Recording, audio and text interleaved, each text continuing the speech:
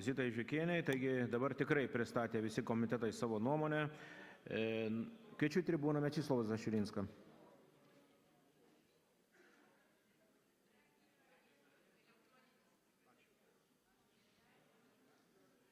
Gerbimi kolegos, po to, kai kalbėjo Algis Sysas kolega, tai man šiek tiek lengviau šnekėti, nes mažiau reikia pasakyti. Bet aš pasistengsiu kai ką pasakyti, apie ką dar čia nebuvo kalbos. Visas mūsų gyvenimas priklausys 14 metų nuo to, koks yra biudžetas. Ir mes kažkaip bandom optimistiškai kalbėti, kad biudžetas yra geras. Ir žinot, aš esu nustebęs. Paimkim bet kurį praktiškai straipsnį, visi biudžeto straipsniai yra blogesni negu 2008 metais. Pavyzdžiui, pajamos iš GPM į nacionalinį biudžetą 5,1 turim 4,5 14 metais. Savivaldybėm 3,3, 3,0.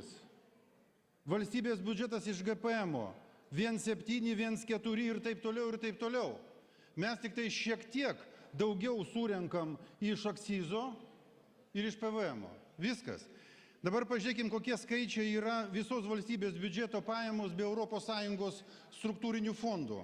8 metais buvo 19 milijardų 719, 14 metais mes planuojam ir pritarėt iki pietų 18 milijardų 533 milijonai.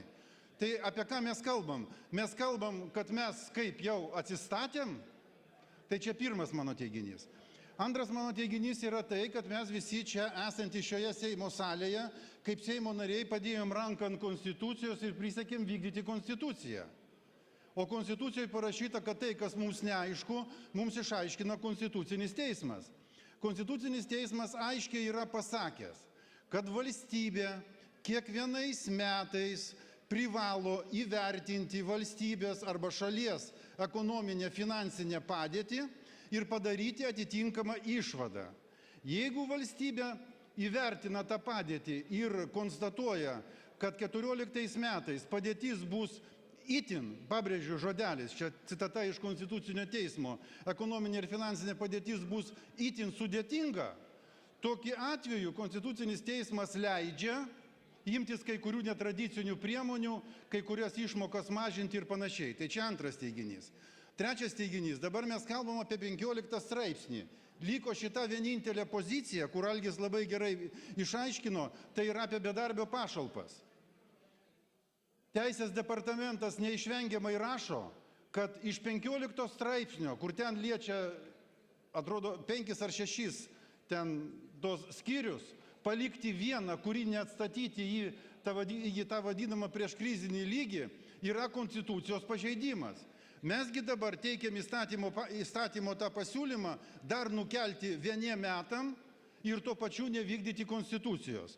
Tai čia trečias momentas. Ketvirtas momentas.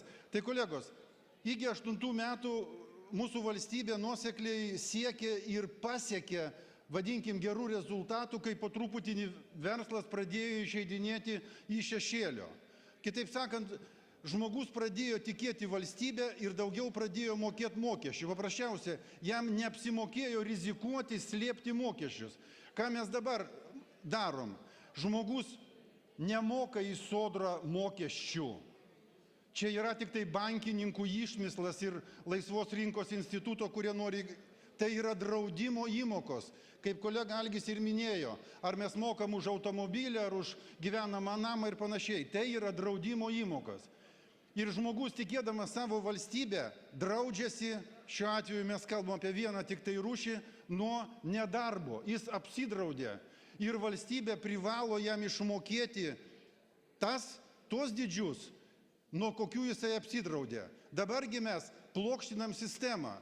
Mes per praėjusius 4 metus mūsų mylimų ir gerbiamų, kaip buvęs premjeras Kubilius sakė, gerbiamų, reiškia, visą laiką kalbėjom ir juos agitavom. Neplokštinkim sistemos, nes mes nuvarysim žmogų nuo skaidrumo, nuo mokesčių mokėjimo. Mes dabargi su tokiu pratęsimu mes skatiname žmogų nesidrausti, tai yra imti pinigus į vokelius, nes jisai žino, kad jis mokės pinigus, kai neteks darbingumo, kai neteks darbo pajamų, šiuo atveju dėl bedarbystės, jis negaus draudiminių lėšų. Todėl aš negaliu pritarti šitam įstatymo projektui. Ačiū. Dėkoju, kolega. Taigi buvo išsakytos nuomonės už prieš po svarstymo. Nuomonė už Rimantą